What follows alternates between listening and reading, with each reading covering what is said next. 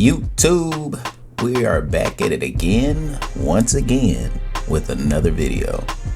So right here, all we're doing is a mid-ball fade. Now, to be specific, it's a stretch mid-ball fade, and you'll be able to tell by where I put my first initial line.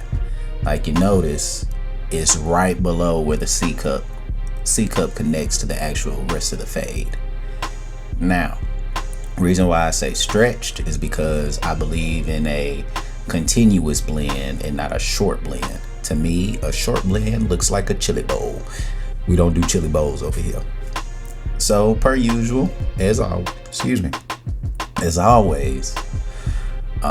what is it? My lever system 3, 2, 1, 4, 5, and right here I believe I'm on my second notch. I'm just getting rid of that guideline between my 1 and my 3. I just bumped it down to my 4th notch. Notice I just tapped the side so you can see. Going up just a little bit more.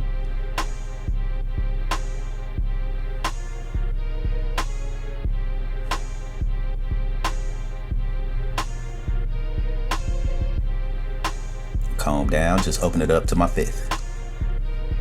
Now what a lot of cats don't understand about this is you have to remember this is the bread and butter of a fade, taper, whatever you want to call it. But right here I just put on my 1.5, and that's really just to remove some extra bulk so I know what my parameters are, where I'm working at. And then as you can see, I threw on my half guard, and as you see, I'm using my Babyliss, whatever you want to say. I'm using that just to move up my guideline and everything like that, just to get rid of that bottom line. But you see how everything is already starting to flow together? That's the reason why I fade the way I do. And honestly speaking, it looks better. It looks better, it lasts longer, and it's a cleaner cut. Threw on my 1 guard. Now notice where I'm stopping it, right? So if you look at it, the reason why I'm stopping where I'm stopping is because remember, I just took it up with that 1.5, that 1.5. And that's the reason why I stopped where I did. Now that's just my 2 guard. Just I didn't want to go too high up, because remember, it's a mid-ball fade. And when I slept on that 2 guard, that's my what is it called? You see that guideline right there.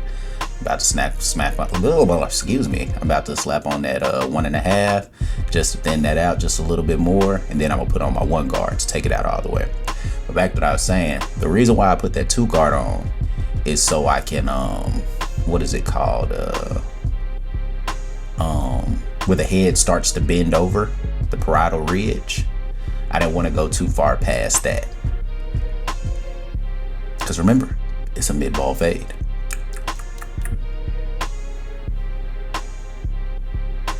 And then as you can see, the blend is done. The blend is there. And then of course, you know, as always, what you do to one side, you can do to the other side. Now this is just me clearing out that bottom guideline to avoid putting in harsh lines.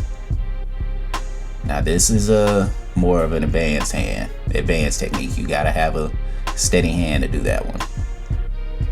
But all you doing is just laying down, getting the freeway hairs, taking down the front lineup just a little bit more, so you can get a crispy lineup like that. Now notice I'm going up, right? You see my angle? If you look at it, you see my angle, right? How it's curved up, right? In a minute, I'm about to tilt the head back so you can actually see.